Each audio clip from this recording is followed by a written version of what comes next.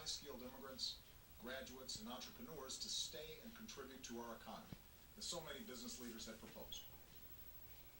Third, we'll take steps to deal responsibly with the millions of undocumented immigrants who already live in our country.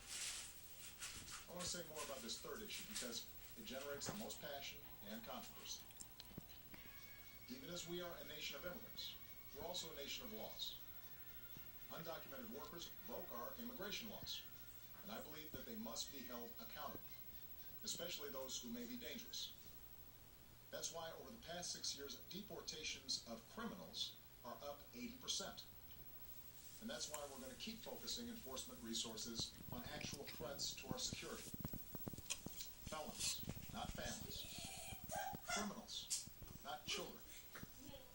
Gang members, not a mom who's working hard to provide for her kids. We'll prioritize, just like law enforcement does every day. But even as we focus on deporting criminals, the fact is millions of immigrants in every state, of every race and nationality, still live here illegally. And let's be honest, tracking down, rounding up, and deporting millions of people isn't realistic. Anyone who suggests otherwise isn't being straight with you. It's also not who we are as Americans. After all, most of these immigrants have been here a long time. They work hard, often in tough, low-paying jobs. They support their families. They worship at our churches. Many of their kids are American-born or spent most of their lives here. And their hopes, dreams, and patriotism are just like ours.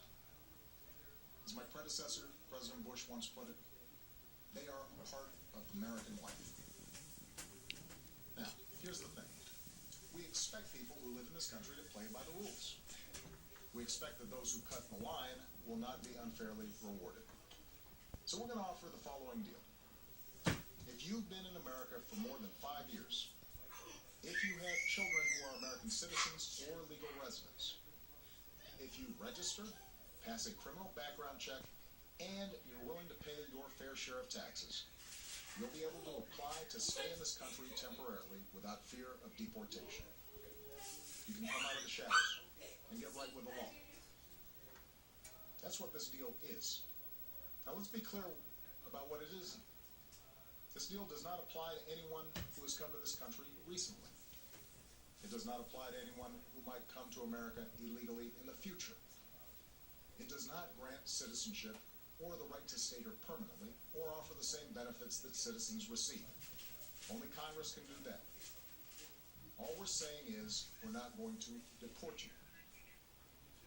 I know some of the critics of this action call it amnesty. Well, it's not.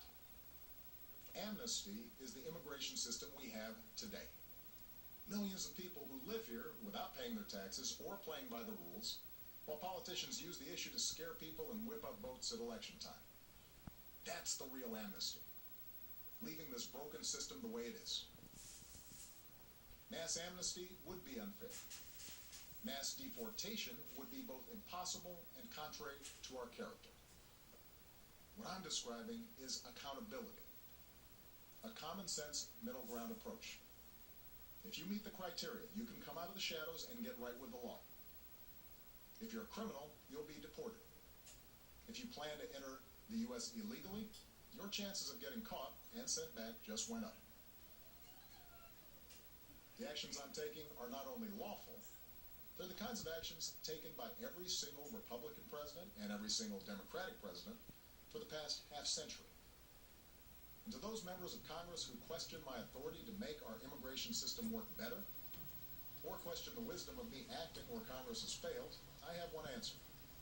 Pass a bill. I want to work with both parties to pass a more permanent legislative solution. And the day I sign that bill into law, the actions I take will no longer be necessary.